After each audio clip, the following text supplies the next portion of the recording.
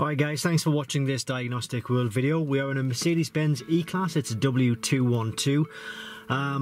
We're getting a problem with the parking sensors, so what I'll show you what's happening. We'll start the engine first of all.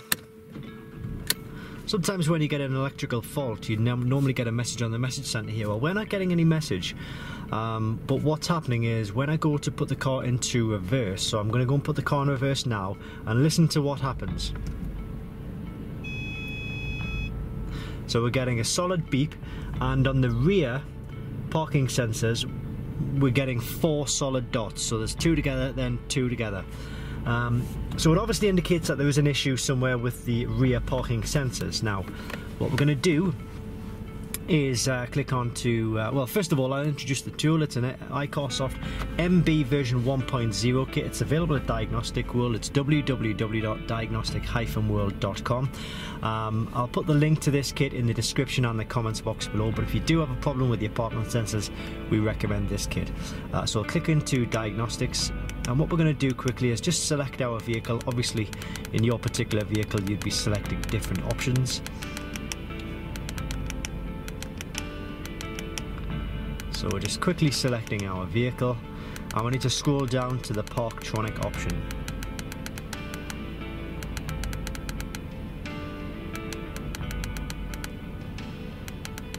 There it is, PTS Parktronic. So we'll click on to enter, and it's going to give us a fault code. I'll click on fault code, so there's one of one, so there's one fault code. The fault code is 922B23. State current Parktronic sensor 7 has a malfunction, no signal change. Voltage is too low. So there's a problem with sensor number 7. We need to work out which sensor number 7 is and get that sensor replaced, and then we should be able to come back into the vehicle, erase the trouble code, and when we select reverse we should no longer get those beeping sounds or the 2 red dots or the 4 red dots on the rear parking sensor display unit. So I'm going to go check out which sensor number 7 is now, and I'll come back to you as soon as possible. Okay, I apologise for any wind noise, but sensor number 7 is this one here on the right hand side of the vehicle as you're looking at it on the rear. Alright, so we're back in the car now. Now after figuring out which sensor number 7 was, I've went in, had a look underneath, in behind the back of the bumper, and what had happened was there was a loose connection for the actual parking sensor. So I've clipped that back in. Now hopefully this will allow us to, well, what I'll do is I'll start the car. Hopefully it should see an end to the parking sensor faults. So I'm going to start the engine again, and I'm going to put it into reverse now. Perfect.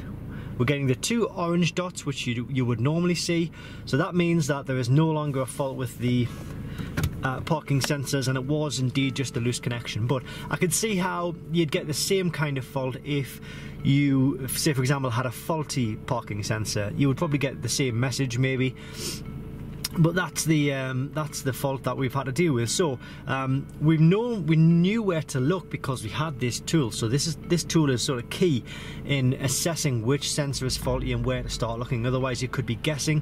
You could have to strip the whole car down to look at each individual parking sensor, which is just no good. As it turns out, we had this tool, so we just had to go and look at one sensor, and we found the problem straight away. If it wasn't that, then it was probably going to be just, as I say, a replacement parking sensor needed. But we've got the fault on here, so what we can do now is we can go in and clear fault memory. So we clear the codes. Now if that has truly fixed our problem, we'll go back in and read fault codes, and it should see that there are no codes. There we go, no fault code found. So that's all thanks to the iCarSoft MB version 1.0.